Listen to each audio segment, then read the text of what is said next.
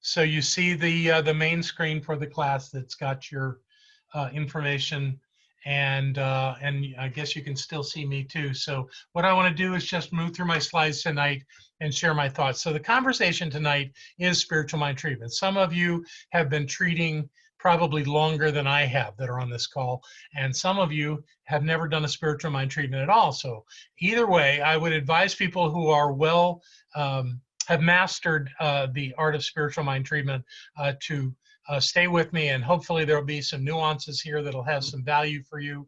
If this is brand new to you, I'll tell you up front, we're going to go too fast. Normally what I like to do is like 6 weeks of classes to cover this material. But this particular course that we're going through, this curriculum, doesn't allow for that. So what you're going to get instead is a crash course on spiritual mind treatment, but I'm hitting the high points. So take some notes and follow along, and let's see what we learn. So let's see how I want to do this. There we go. Nope, that didn't work. See if I can do that again. All right, let's see if this will work.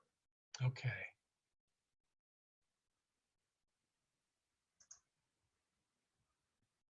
Oh, that didn't work. Nope, that didn't work. Huh. All right, bear with me. I've got some technical stuff I got to work. Oh, I know what I think I've done. I know exactly what I've done. I'm at the wrong end of this thing. Let's see if I can go to... There we go. I think I got it. Let's see if this works. Here we go. So here's where I want to start. Spiritual mind treatment is a form of affirmative prayer. The way I like to describe it is to use a wine metaphor. Spiritual wine treatment is like champagne. Champagne is wine, but not all wine is champagne. So when you're looking at the idea of prayer, I like to use as a reference Greg Braden's work from a little book he wrote called The Lost Mode of Prayer. In that book, he identifies from his research where he actually went back into some very ancient texts in some very ancient libraries and places in the world where spiritual practice has been going on for thousands of years. And he researched what prayer was, and he came up with 5 modalities. And that's what we're going to start here going through, are the 5 modalities of prayer. The first modality is called bargaining prayer. That's the one where you want to work a deal with God. It's where you're in trouble, something's gone wrong, and you start praying, oh, dear Lord, you got to help me. And if you do, if you will get me out of this mess that I'm in, if you will save me and help me get through whatever this thing is that is going on, I swear I will never go back to that strip club again, or whatever it is that you want to say about that. But you're working a deal and you need help now because something's terribly wrong in your life. And that's called bargaining prayer. It's very common. I've done it. I think most of us have probably done it. You do it when you've lost you don't have any other options. You don't know what else to do. So you remember there's this thing called God, and there's this tool called prayer, and you jump into it. I've been there, and it's not all that effective.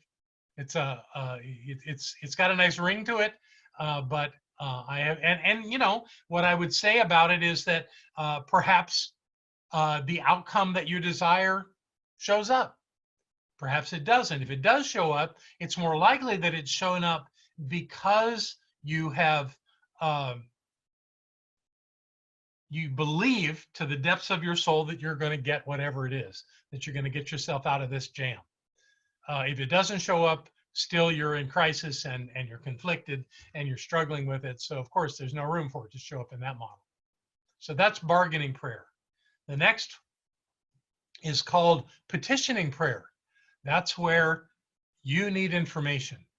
Something is missing and you're feeling lost, and it may not be the crisis of the rescuing prayer, but you're asking for help. dear Lord, help me with this. Bring me the solution. Give me the answer. Help me out of this thing that I'm just not sure what my next step is. And so you're asking an outside power to help you, with some kind of information. Send me a sign is often what's happening in a petitioning prayer. But you're asking specifically for something. That's petitioning prayer. The third form of prayer, mode of prayer, is called ritual prayer. And that's what we have in religious organizations such as the Catholic Church, but not limited by any means to the Catholic Church. But when a priest hears a confession and asks or tells the parishioner to go do a certain number of prayers, to repeat those prayers for atonement, that task is supposed to be the thing that pulls you out of your troubles and gives you a clean slate. And that's a very common thing in many religious forms, is to simply do the rosary or in some way do repetitive prayer work that will relieve you of your sins. The next one is meditative prayer, and that's a prayer for a deeper awareness of the presence. Meditation is not normally considered prayer, but in Braden's work, he says it is one of the 5 modes. It's where you shut up and listen. It's where you shut up and allow something to come. And this can be pretty effective at times. If you can quiet your mind enough, you might actually get some information from your inner workings, from your imagination, from something within you that awakens you to some information through that idea of stillness. So that is considered one of the the fourth of these 5 modes of prayer. And the last one, he called the lost mode of prayer. And he wrote the book about it. And it's very interesting. And he said this one he definitely found in these ancient manuscripts, and that it was something that was used pretty regularly by people who were living conscious spiritual lives as priests or monks, or doing that level of work. And what the lost mode of prayer that he has revealed through his work is something very similar to what we call spiritual mind treatment, in that it's a declaration. It's not asking for anything. It's not trying to work a deal. It's not trying to pay off your debts or sins. And it's active, so it's not the passive work of meditation. It's actually the idea that we declare that something is so. It's the idea that we see it as so, and that we treat it as though it's already in our lives. And that form of prayer is ancient, and is what Braden says is the one that we lost somewhere along the way. But fortunately, you're involved in a spiritual movement that teaches that very thing. And that's what we're studying tonight, is this idea of spiritual mind treatment and how we use it to create the good in our lives very consciously as we move forward. So from here, I want to present a statement from a man named Roy Eugene Davis, who just recently made his transition. He lived down in Georgia and had a spiritual center down there.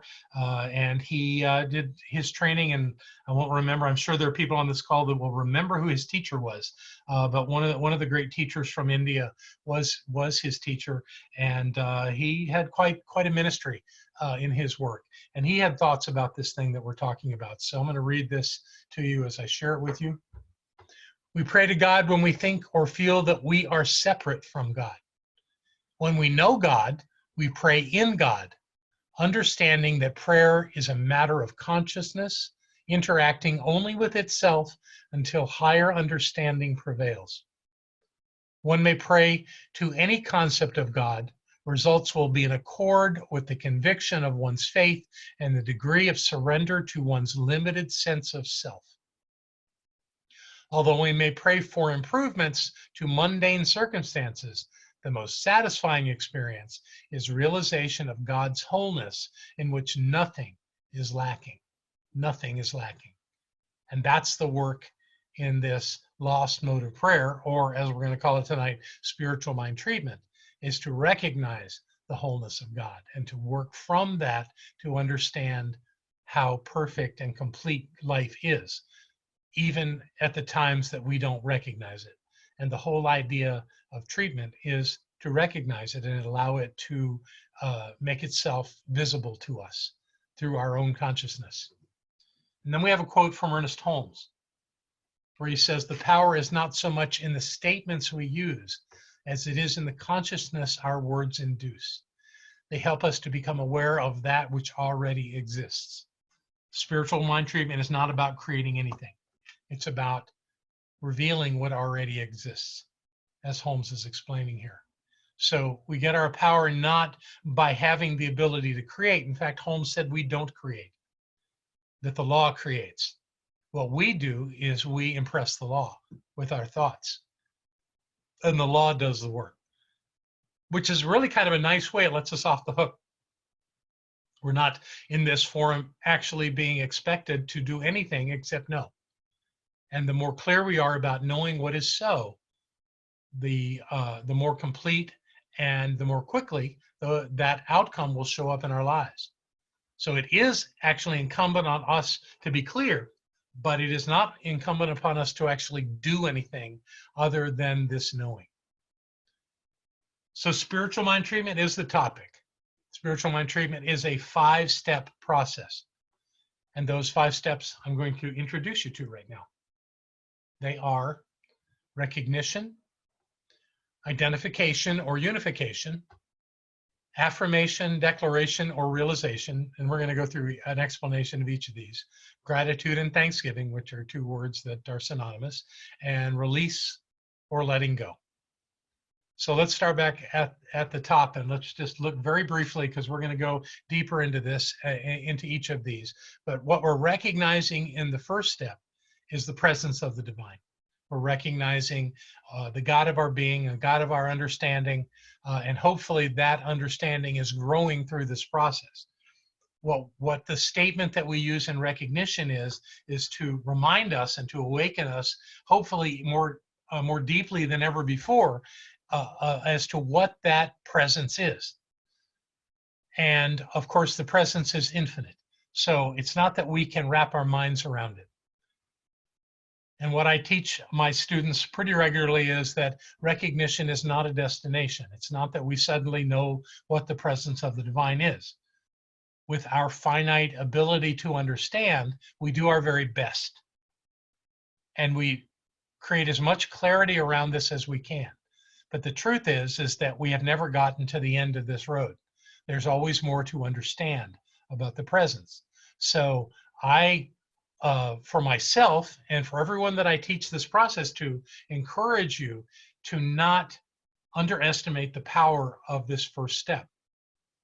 I would suggest that there are people, many people over the millennia, that have spent their lives in monasteries and temples trying to understand this step, trying to reveal within their consciousness a greater understanding of the divine, and never settling for what they already know, but to push that envelope always a little further, a little more powerfully, to a place where they can see and know the divine in their lives in a way that feeds them and supports them in who they have come to be. The second step is identification or unification. I personally prefer the word identification. And what we are identifying is that if God is all there is, if God is the sum total of all that is real in all of life, then we must be a part of it. We can't be separate from it. It must be who we are. And we'll go more deeply when we get to this step here in a few minutes on what that means. But because of that, I tend to have a little challenge with this word unification. And Holmes was known to bounce back and forth between these 2 terms. The movement itself has more or less accepted unification as the word they want to use here. But what they say is that second step is our process of unifying with the one. And my question is, how can you be ununified with the one? Because if there is only one, then you are part of it. And the task is then to realize, although we don't use the word realize because that's step 3, realize that this is who we are. One thing I've recognized with this too is that you can't start with step 2. If you do, people will think you're absolutely nuts if you walk around saying you're God. But if you say that the divine is all there is, that everything is within that oneness, there is no separation, there's only one thing going on, and then you say, and I am part of that one, then it makes sense. In fact, it's very logical. But to start with, I am God just doesn't work. It doesn't make sense. So don't forget to do step 1 before you do step 2 in this process, especially if you're treating out loud. Step 3 has come up with all kinds of names. The most common ones are affirmation, declaration, and realization.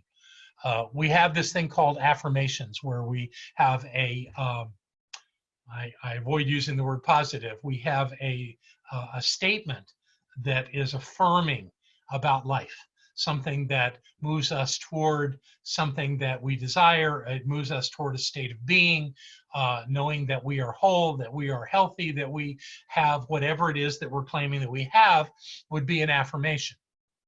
A declaration is similar, but it's a little bolder. It's declarative. It's saying that this is the truth, and absolutely, and there's some oomph behind it. There's some energy behind it that comes with it, and there's nothing wrong with that.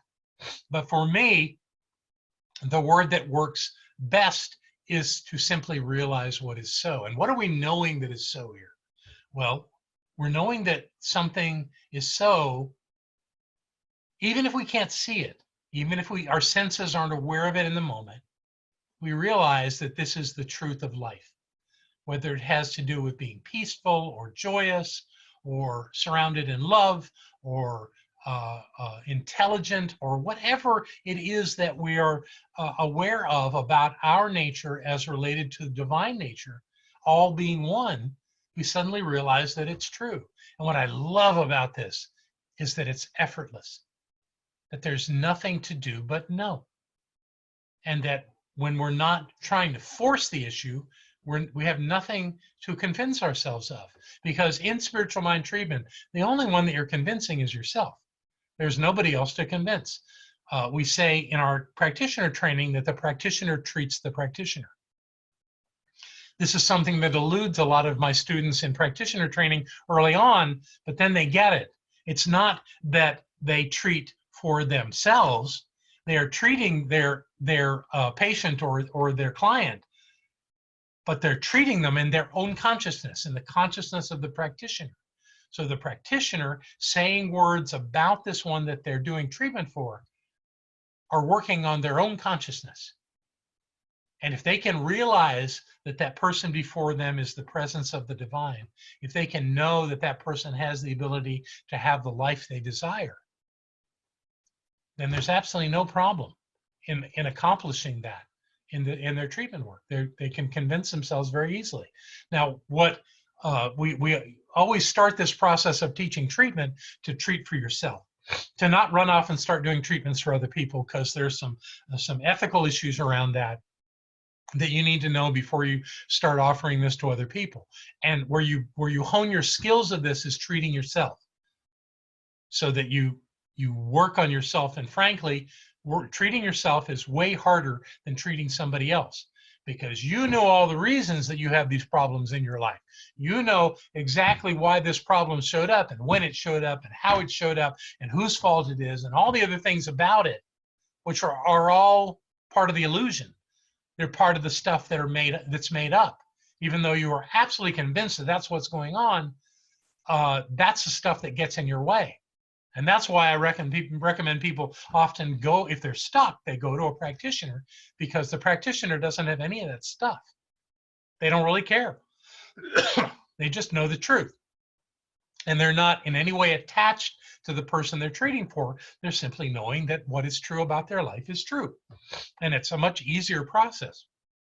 But when you can treat yourself through something, you've really accomplished something. And that's the work we're looking at doing with this particular process. So that's realization. Again, we're going to go back to a deeper look at that. The fourth step is gratitude, being grateful, being thankful. That was added to the idea of treatment later on. Holmes started with the first 3 steps. And if you read the preface to my book on treatment, 5 Steps to Freedom, a wonderful woman whose name is going to escape me in this moment. God, I hope she never listens to this recording. She was her father was one of Holmes' early students, and Marilyn Leo is her name, Dr. Marilyn Leo, and she grew up being in the Holmes household and knew them very well. And she tells the story in the preface to my book about how it was actually one of Holmes' students, a minister in Oakland, California, that came up with the idea of the last 2 steps, because his students felt like they needed a little more to end this work. So we added gratitude. And we'll talk about how that works when we get there in just a little while.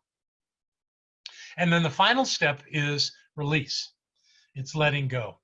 And we'll talk about what that means and what it is you're actually letting go of when you're doing treatment and doing that 5th step when we get there.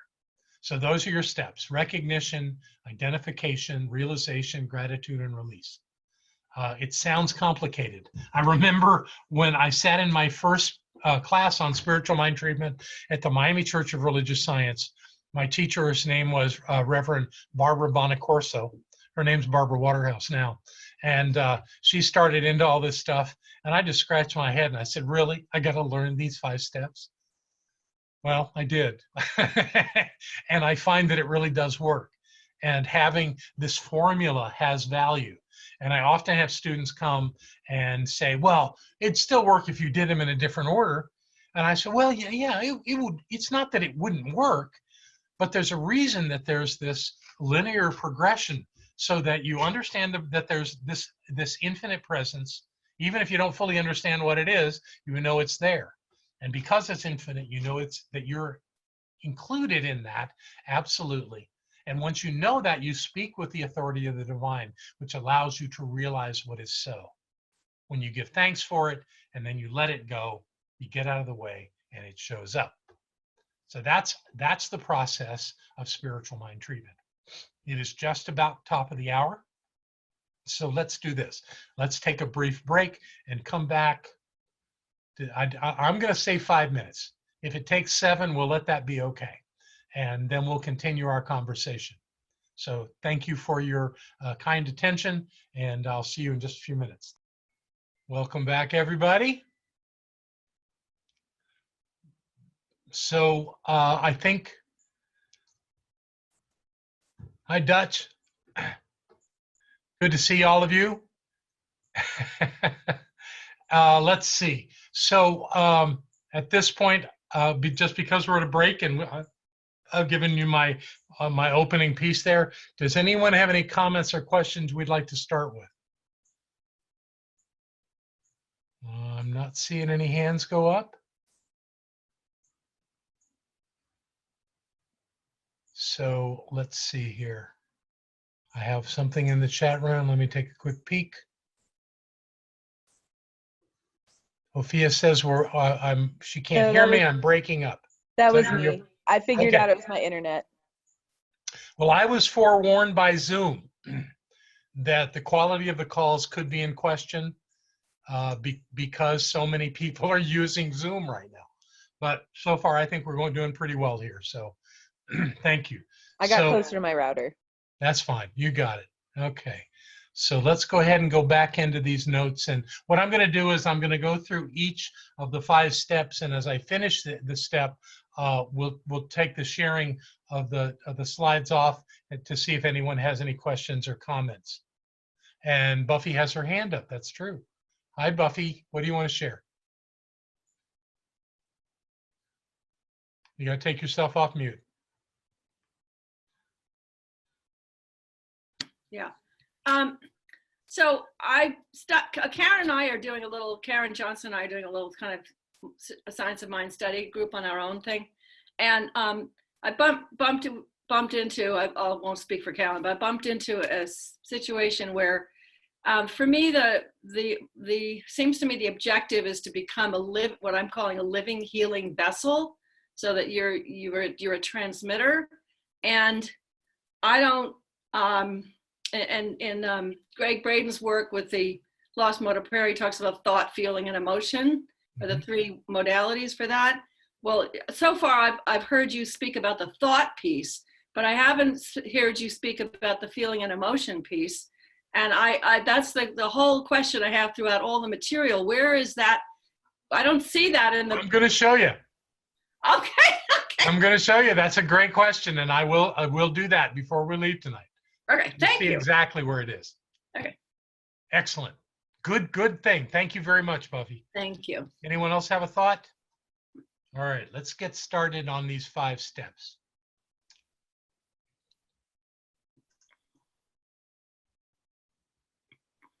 Make sure I click the right one here. All right, everybody see where we were? And we go to the next slide. I hope we go to the next slide. There we go. Step 1, recognition. There's 3 elements that are absolutely present in recognizing the divine presence. The first one is omnipresence, meaning that God is everywhere present. The word God is so limiting because in growing up, virtually all of us, with very few exceptions, had this conceptual idea of a being the creator of the universe. And frankly, in this model, that doesn't work. This thing that we call God, which I really don't tend to do, I much prefer divine presence, is something greater than that. And it is present everywhere. And it is actually in this idea of omnipresence that we find ourselves. And there's a wonderful quote from one of Holmes' teachers who speaks brilliantly of this. And it goes like this: if we can conceive of anything entirely devoid of the element of extension in space, it must be present in its entire totality, anywhere and everywhere.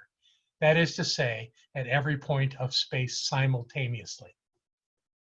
So the way I interpret those words by Thomas Troward in the Edinburgh Lectures on Mental Science is that the entirety of the divine is present in its infinite state at every point. It's not that we are part of God. We are at the point of all of God, because God is all everywhere in its infinite aspect. That it takes some work. You gotta sit with that and think about it to make it work in your head. But once you start to get a sense of what that means, it really does mean that in your life, when you are aware of the divine presence that you are infinitely powerful. You are infinitely present to be the one you have come to be. You're not a part of God. You're not an aspect of God. You're not created by God. You are all of God right where you are. And so is everybody else. That's worth pondering for quite a while, but we don't have time to stick with that too long tonight. So we're going to keep moving. The next aspect of God is omnipotence, meaning all powerful. Now, I'm sure that many religious sects teach that God is all powerful, that God is omnipotent, except that it never seems to translate into something that is absolute, meaning that if you raise your arm or blink your eyes or take a breath, that the power that it takes to do that is the divine presence. Everything that has any aspect of physical or mental or emotional or spiritual power belongs to this one presence, and that we are immersed in it, not separate from it, and it is what we are.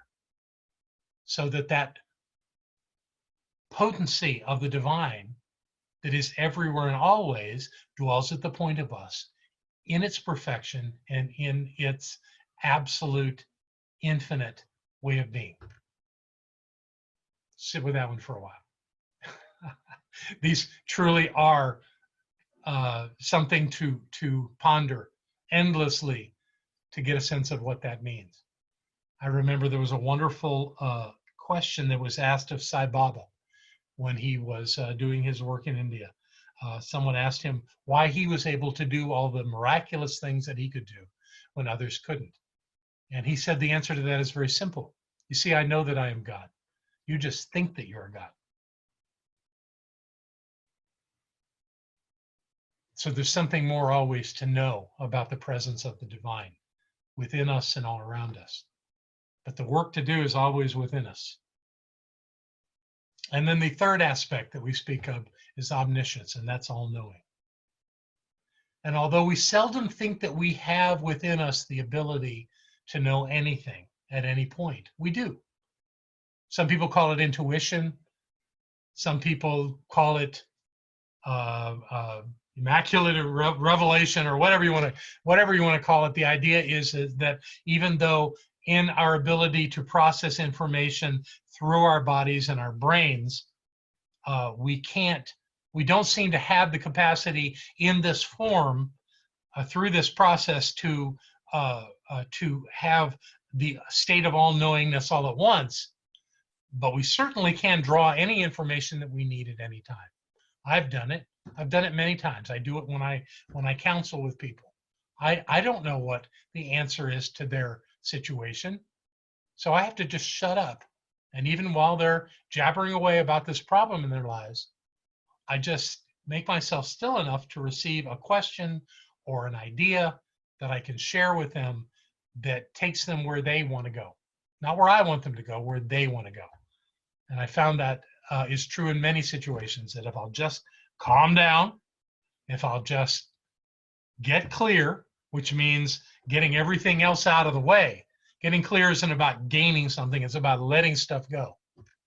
And that when I come to that point of clarity, I can know whatever I need to know. I think I taught, I'm sure I did, I taught this in an earlier class in this series, the idea of sitting down with a pad and paper and writing down anyone that had ever oppressed you, starting with your mother and going to your father, and to anyone else that ever took advantage of you or put you down or you thought made your life miserable in any way. And that once you clear all that from your consciousness, that what you do is free up all this ability to be present in the moment and to know whatever you need to know. And that when you do that, you can know whatever you need to know instantly. But it's a process, and we have to surrender to it to allow that to be so. But these are the three aspects of God that are infinite and absolute: omnipresence, omnipotence, and omniscience. So from there, I want to look at a model here.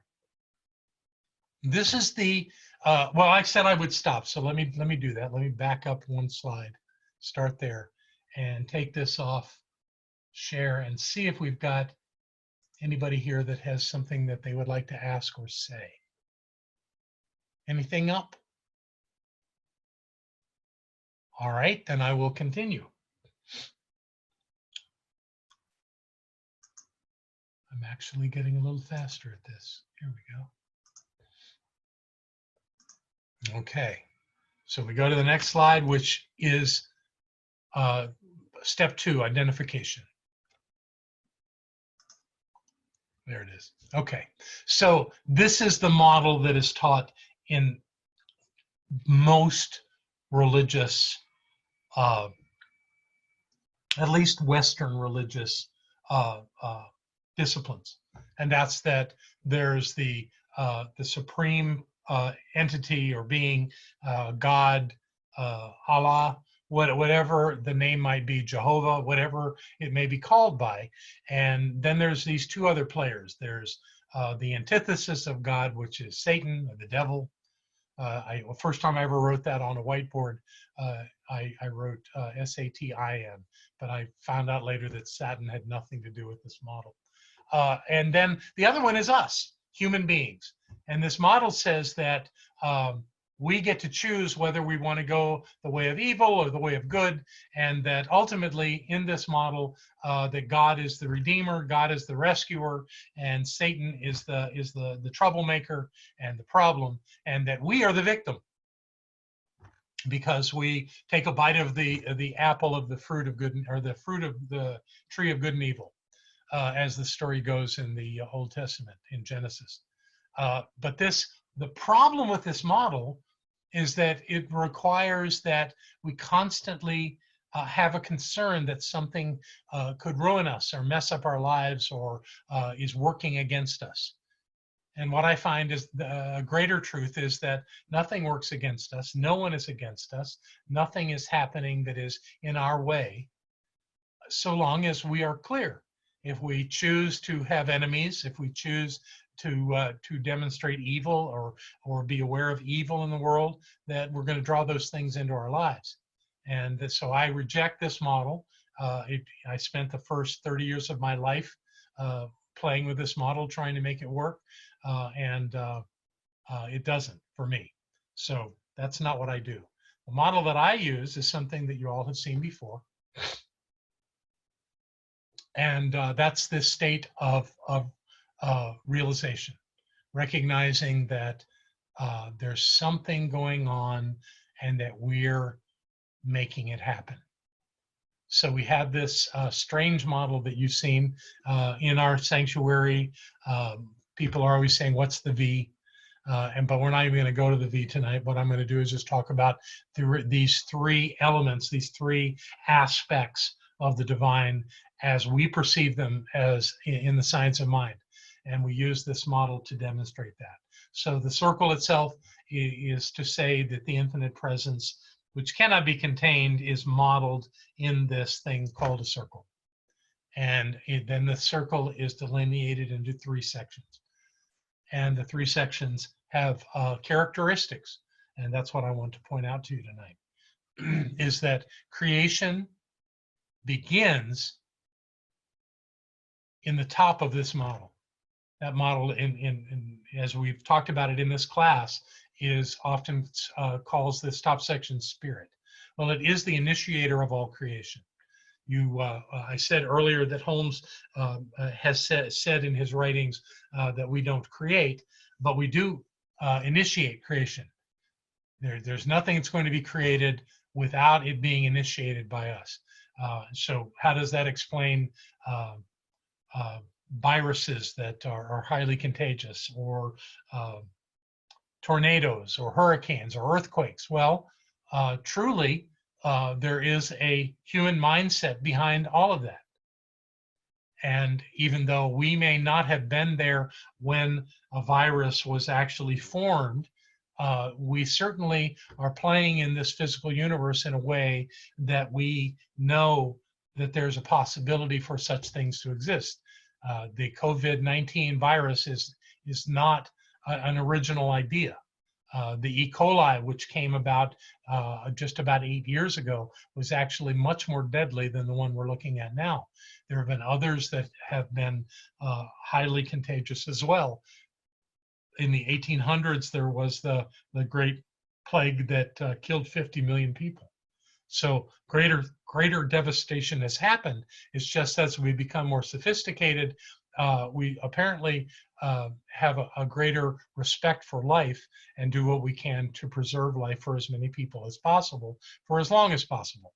So from this point of creation, from this idea of the presence of the divine as us initiating the creative process, it begins right there on the top of this model. Then it moves through what we call law, which is the mechanism of creation. I don't claim to know how this works. I just know that it does work, that there is some aspect of the divine that actually manifests an outcome, but it cannot act alone. And Brayton writes about this quite a bit in the Divine Matrix, about the idea that there is this power, this mechanism is the best word I know to use for it, where when we have a thought, that thought is impressed upon that mechanism, and that mechanism takes it and demonstrates it, manifests it into form, whether it's a relationship or an object, a car, a house, a vacation, whatever it is that someone is thinking about and planning for and looking at. The law is constantly taking those thoughts and turning them into form. And that's called the process of manifestation. And it's done by this thing that we in science of mind call the law. Again, we don't know how, I don't claim to know how it works, but I know that it does work. It has worked again and again in my life in ways that have been dazzling. And I'm sure that anyone that's paying attention will see that it works just as well for creating the things you don't want as it does creating the things you do want. It's not about preferences, about what are you putting your attention on, so that you are creating or you are instigating and beginning the creative process by what you're thinking about. The law doesn't care whether you like it or you don't. It's totally irrelevant to the law. The law simply takes it and creates it. All the more reason for us to pay attention to what we think about. And then at the bottom is the demonstration, and all demonstrations exist in physical form, whether they are something that we can actually see with our senses, or they're an outcome like a relationship, or something else that may have aspects that have a physicality to them. But the demonstration is something that we can all, in some way or another, observe. And that puts that into the bottom of this, which is at the point of effect. The top section is at that point of initiating creation, is of an invisible, absolutely non-physical experience or aspect, where the bottom is absolutely physical. There's something about it that you must be able to see and use your senses to be aware of, so that it is not abstract. It is very real and very present. And when we realize that we're in charge because we exist at the top of this model, in that place of creation, that place of initiating creation is where we live. We do not live in the bottom. Our bodies live in the bottom part, that bottom section, but not us.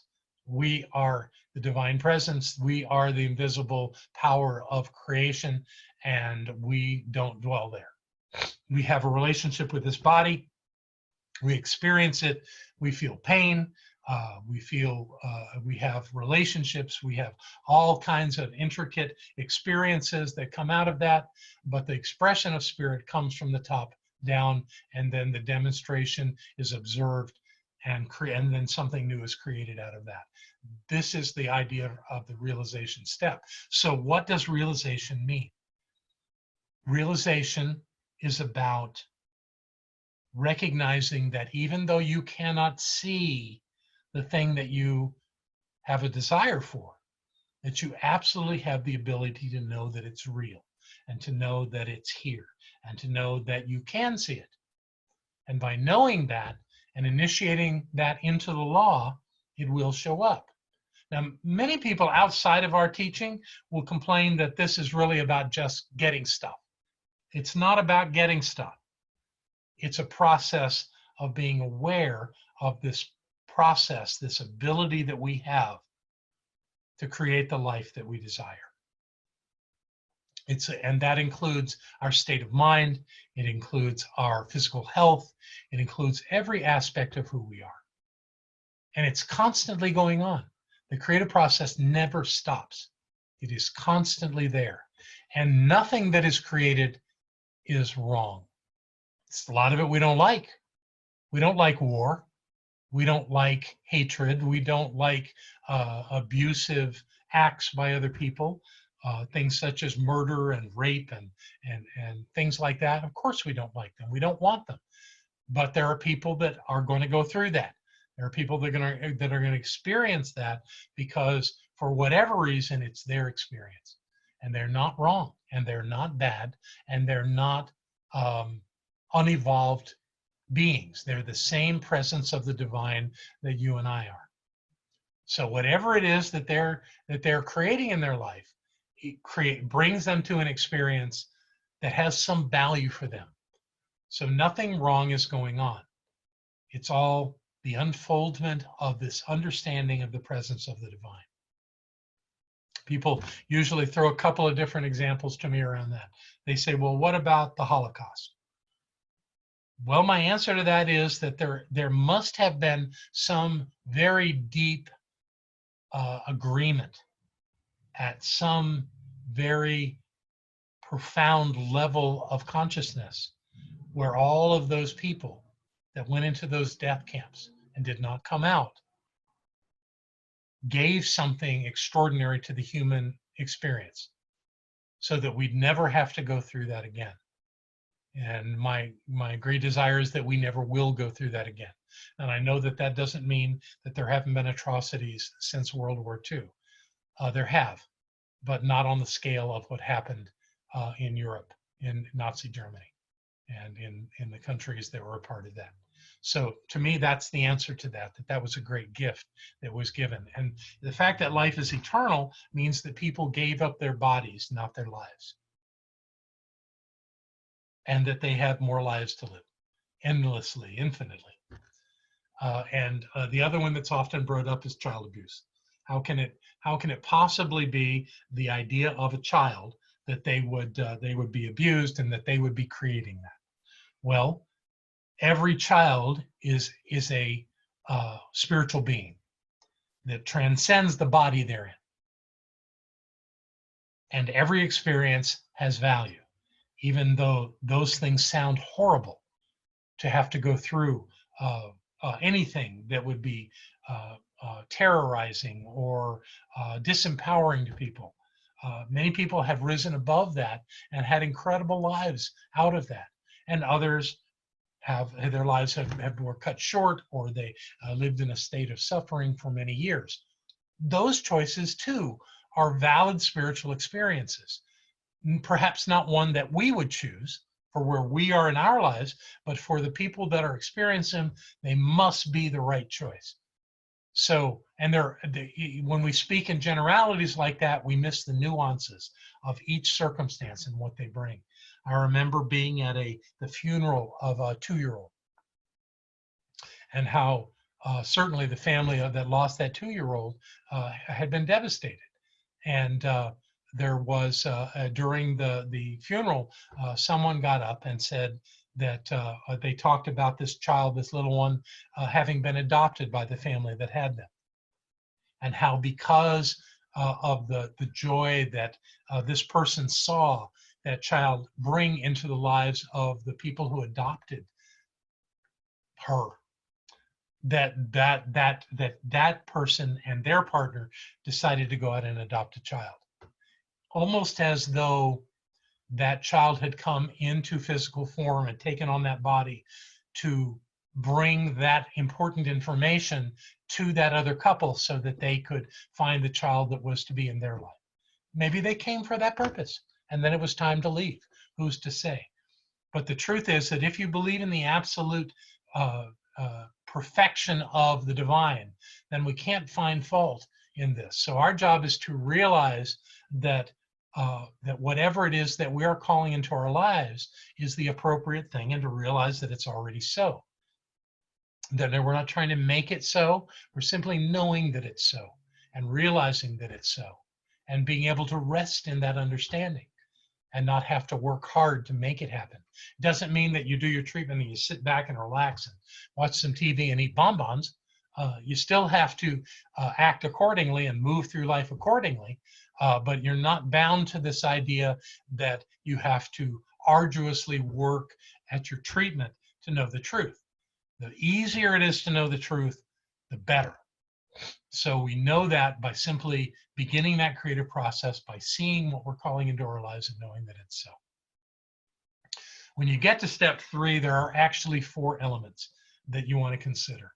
And if you don't do treatment now, you're going to want to write this down. These 4 elements, will start with the first one, that your treatment will always, and your 3rd step will always speak very personally about you.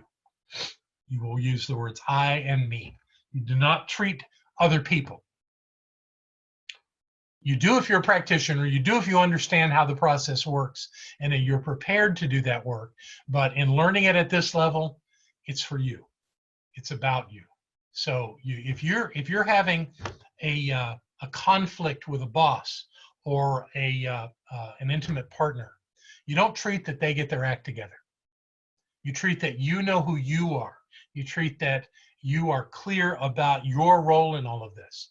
You treat that you are at peace and that you know what to do. And that's all first person. So everything in your treatment is first person about you. That doesn't mean you can't say the other person's name, but you do not treat them. They haven't asked you to treat them. You don't want to manipulate them, or at least I hope you don't want to manipulate them. What you want to do is you want to be clear and you want to move forward in your life.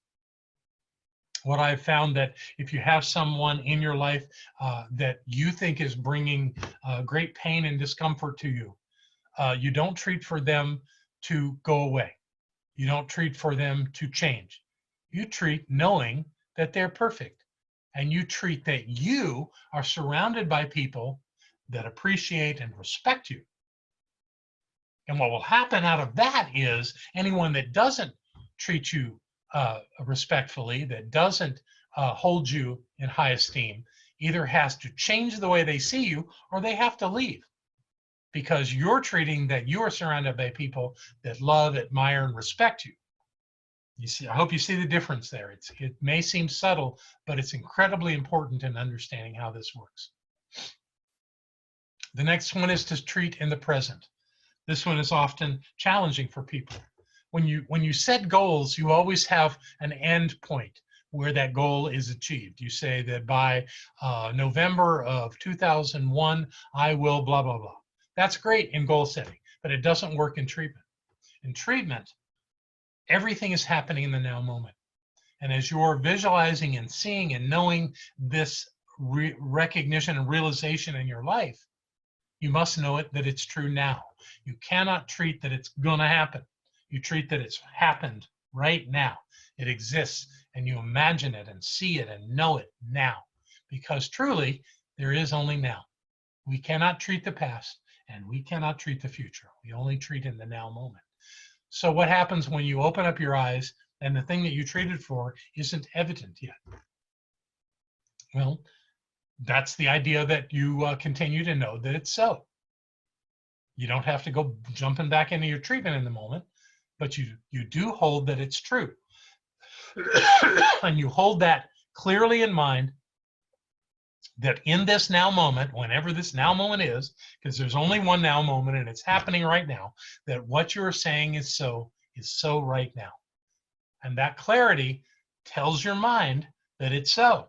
And if your mind knows it's so, that's what it's impressing upon the law. So that's how you do the presence. So we speak in first person, we're personal with our treatment, and we speak in the now moment, in the present. And we speak positively. And that does not mean that we have happy thoughts. It means that we are moving towards something, not away from something.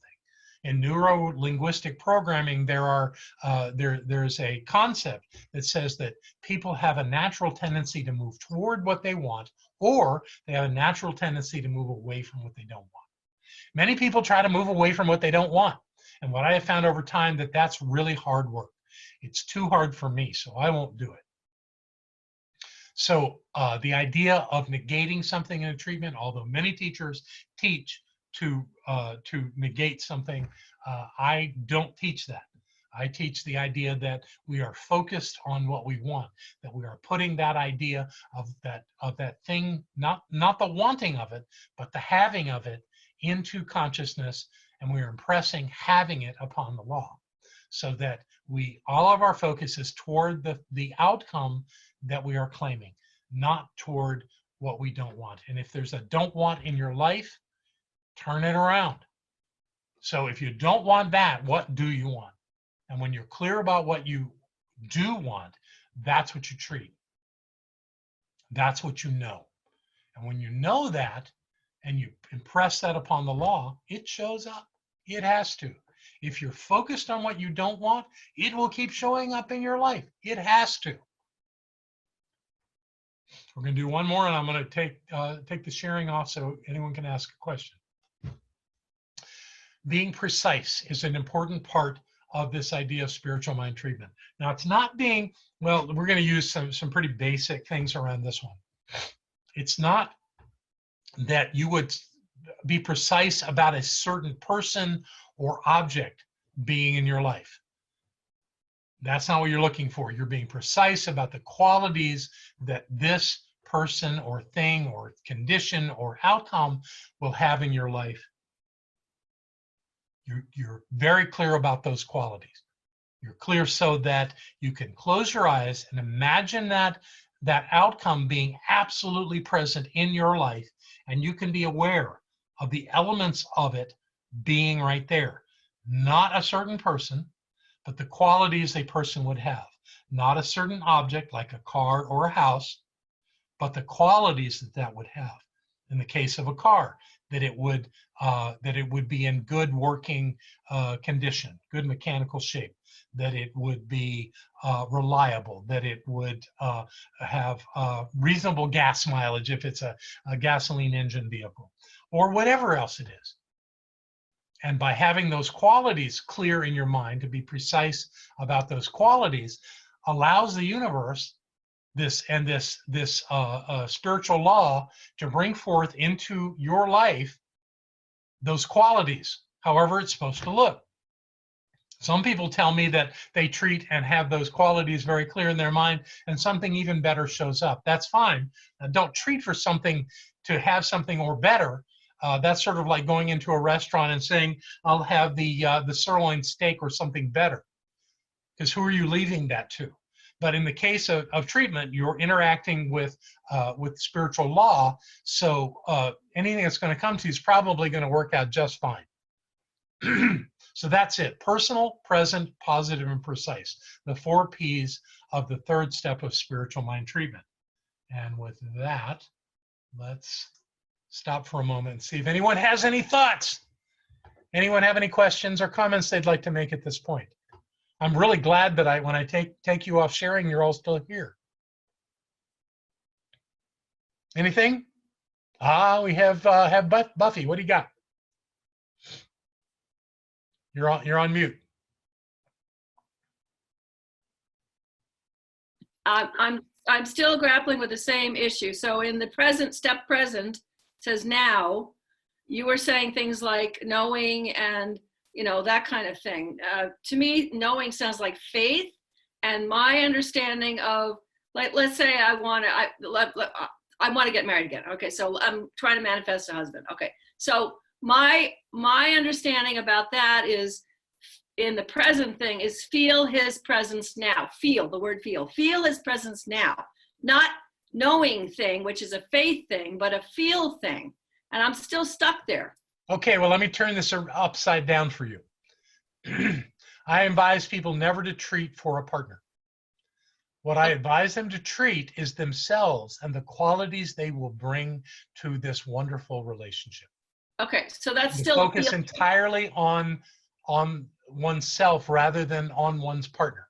And that will create a magnetism that will bring that person into one's life. Okay, so the focus on me, it's the same issue. So for me, that would be, let me feel my generosity. Let me feel my, whatever spiritual, whatever my quality thingies are, rather than, oh, I have faith, a knowing thing, or any of that. I'm still stuck with, don't you have to get to the feeling thing?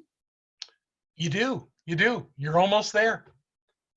And honestly, I wasn't lying to you. We're going to talk about it. Okay, because when you said present now, it seemed like that was the entryway for the feeling, but maybe. Well, this is largely a mental process. Holmes called it mental treatment early on. Yeah. And it is about getting your thinking straight on it, and your treatment always is thought. It really is thought, but it doesn't stop there. So you're spot on, Buffy. And I suppose probably it would be best to just jump back in and answer your question, okay? Okay, thank you. All right, so I'm going to put the share back up. And here we go. Okay, we're going to step 4. Step 4 is called gratitude.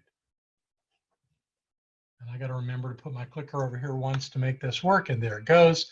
So gratitude, what is gratitude? Well, in our culture, it's politeness. It's nice to say thank you. It's a social custom. It's something we do. We're expected to do it. If someone gives you something and you don't say thank you, they think you're rude and that you're self-absorbed, or they might think that. And it's also an expression of kind appreciation. It's something we like to do in our culture. We're a civilized society, and it's something that is nice. That has nothing to do with gratitude in treatment. Gratitude in treatment is about experiencing the gratitude. So 2 elements that I want to do here. The first one is the idea that when you are grateful for something, your mind thinks that you must already have it, because we don't give thanks for things we don't have. So what you're telling your mind when you are grateful is that you already have in your life this thing that in step 3 you fully created in mind. Now you have it because you're grateful for it. To express that, I would say gratitude. When we are grateful, this is what I do in class. I would say, I'm thirsty. I need something to drink. Buffy, would you go get me a glass of water? And Buffy says, sure, I'll go in the kitchen and get that. And I go, thank you. Well, I'm not thanking her for the water. I'm thanking that she's getting up and running off to do that for me. And she is. It's happening right now. Then she comes out of the kitchen with a glass of water. She hands it to me. I take a big gulp of that, and I go, thank you. I'm grateful for the water because I have it. We are always grateful for what we have. So it tells our mind that the thing that we just realized in the 3rd step is absolutely true. But that's only the beginning. The other thing that we must do to experience gratitude is feel it. This is the feeling part. So I want to invite you to close your eyes right now, wherever you are, to close your eyes and imagine something that you are definitely grateful for in your life. A person, a situation, your home, whatever it is. And I want you to be aware of that right now, that person, that place, that condition that you're so grateful for. Now be aware of where you're feeling that in your body.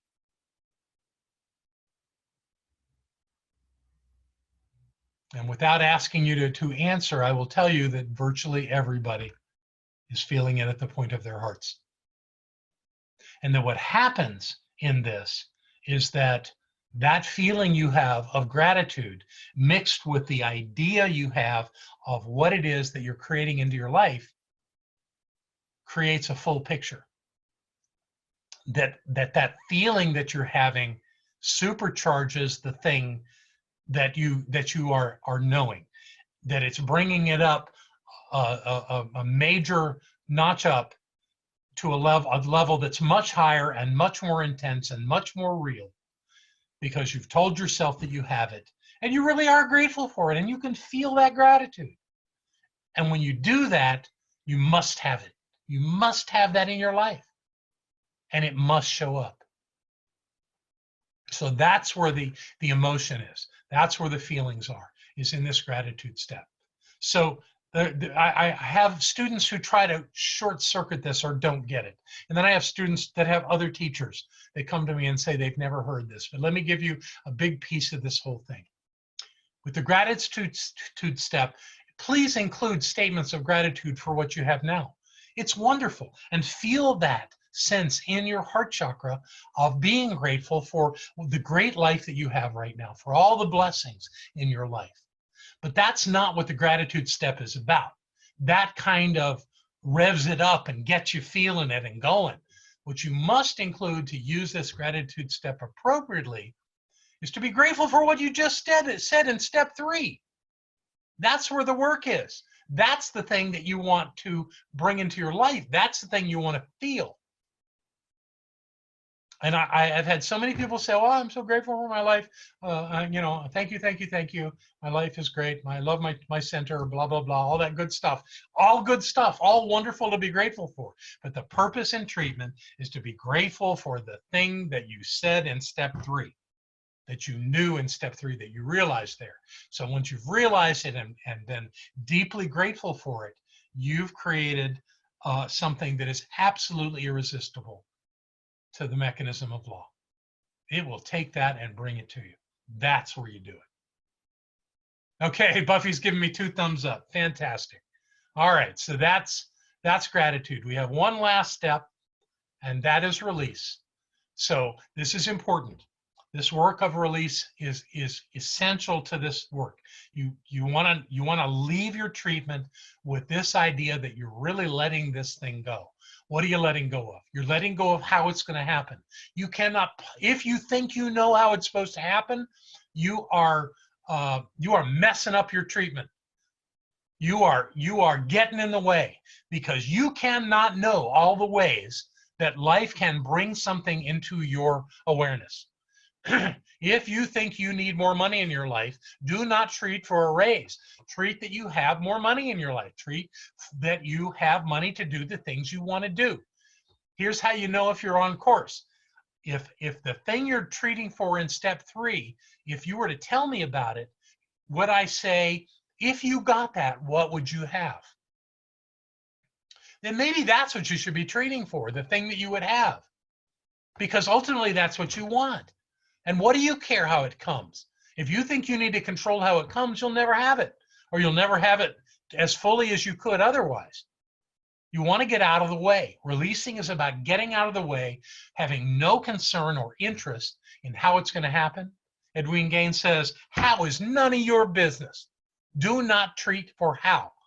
Release any sense of that. Have no concern about how it's going to happen. Simply know that it's so. Release any sense of needing to know what to do. There's nothing else to do. Now that's an overstatement. There is to continue to do whatever you would do normally to have that show up in your life. I think I told the story about Rocking Bear and the wood stove, so I won't tell that again. But it's true that you don't just sit idly by waiting for something to show up. Maybe the Buddha could do that. But we want to stay interactive with it, knowing that taking action toward it brings us closer to it, but our treatment work brings it closer to us. It's bringing it to us. It's sort of like using the concept of the law of attraction. You're attracting it to you, but you also are being attracted to it. It's a two-way thing. So you'd get up in the morning and do what it is. You do your due diligence to bring that into your life, at the same time treating and knowing that it's already here.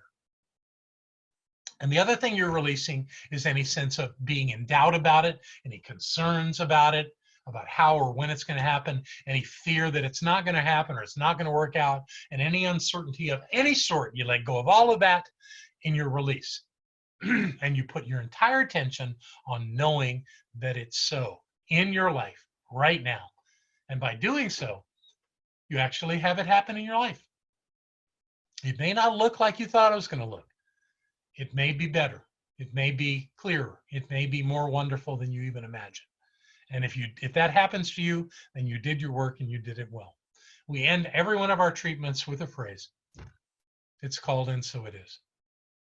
And I encourage you, when you're doing this, to not try to set this statement up. This is a declaration of truth. That what you have just spent your time from the step 1 of recognition into identifying yourself as the divine presence, into knowing and realizing that something is so in your life, being grateful for it and letting it go. All of that is so. And you end your treatment by saying, "and so it is." And you're done. Now, there is much more to know about treatment. This was your quick look at it in one night's class, but I give you the major points and it gets you started. If you have more questions about it, I really do recommend my book. All these quotes and talks about Braden and other things are not in my book. I take a very different approach there and go into some of the nuances of doing spiritual mind treatment. And that's what I've brought to share with you tonight. So let me take us off the share again and bring you back. Hi. So thank you all for being with me tonight, for doing this good work. I'm delighted that so many of you took the time to do this from wherever you are. I love you all very much. And I want to talk about the center here for a second here at the end. We are treating here knowing that in the midst of this amazing experience called the coronavirus, that everyone in our community is strong and healthy, and that we are doing our work in a good way. And we have asked our practitioners to be in touch with all of our members and to offer prayer support and a compassionate ear and being available to support them spiritually. There are, I'm sure, many people who are members and friends of this center that suddenly find themselves without work. If that's the case, and you've been in contact with a practitioner, let them know that. Let them hold that for you. If money is not a challenge right now, if you have other challenges like a little cabin fever or some fear or whatever it is that you might have, talk to a practitioner. And you go to the website and find a practitioner. If you haven't heard from one, talk to one. They're delighted to help you. And thank you very much, Deidre, for holding in my book. They're available here at the center, and I am the only one manning the center right now. Margot has taken leave, so has April. Rick's last day was today. He's going to check back in, though, about making sure that we're doing all right over here. And we're just kind of in hibernation mode, but I'm around almost every day. And if you want a book, I'll find a way to get you one. And what I would ask of you is that if you are financially secure, if this is not taking its toll on you financially, please continue to support our center. We have a mortgage to meet, and it's not that we don't have reserves, but we certainly don't want to deplete them all. We're doing what we can. We're doing Sundays on Friday. We're actually doing our Sunday recording on Friday morning at 11 o'clock. I'm only allowed to have 9 people in the room with me, and that's exactly what we had last Friday. And we'll do it again this Sunday. And if you're interested in being one of those 9 in the room, I would talk to you. I know that we're on a stay home, stay safe thing, and I may end up doing it in a completely empty room. But right now, we're kind of working the details out on that. I want to thank you for your early conversations. I've got a page of notes. I'm sure some of that's going to show up in my message when we do that on Friday, and then that'll be released on Sunday morning. We're kind of pretending like it's happening Sunday morning, and people seem to be enjoying it. And if you haven't heard last Sunday's talk, please check it out. I think I gathered up some good information to share, and it's all working. So if you want to support the center, we're getting mail every day, and today things came in the mail, and I'm gonna make sure that whatever's here for Friday gets prayed on when we do that. And if mail doesn't work for you, you can go to the website cslasheville.org and use the donate button to give your gift to the center. And however you do it, I can't tell you how grateful I am. The support of our beloved members and friends has made such a difference in me sustaining my sense of all this throughout. Although April will tell you I had a little meltdown yesterday, but I'm sure it had to do with all of this, it was my Achilles heel of dealing with technology. But we got through it. Yay, April. And because of that, April will be doing a Zoom call with Jen Ullman on Wednesday evening at 7 o'clock from 7 to 8. And you're welcome in this same format to join them and to see what it is that Jen's bringing us about the healing power of sound. And this being so, I just want to thank you again and tell you how much I love you and how I'm looking very much forward to getting a hug once this thing is over. All right. Thank So you, let's do a closing treatment. So I come to this moment with great gratitude. Gratitude for my life, for life itself, and certainly for all of these students of the science of mind who come together to share and to learn and to be a part of this incredible community and to use the teachings of Ernest Holmes and this ancient wisdom to create the lives that we so desire. I know that we are all on track. We are all doing exactly what it's ours to do, that we are safe, that we are healthy, and that we are spirit beings living life through these bodies on planet Earth, doing what is ours to do, and that all is well. And I know whatever it takes for this whole virus matter to come to a close, it is on that perfect course. And we join in knowing that the world is finding its way, as are we, with our eyes wide open, with our hearts wide open, with our mind wide open, to do the work that we have come to do. And that God is in the midst of it all, because God is all there is. And with absolute certainty, this is so. I simply let it be and invite us all to say together, and so it is. Thank you, everyone. God bless you. Be well. Thank you, I'll be John. here next Monday night. Thank Thank you. you, Bravo. Thank you, John. Love you. You got it. Love you. Love to everybody over there. You got it. Love Thank Love you all. Love to everybody. Okay. See you soon. All right. Bye-bye. Bye now. Bye.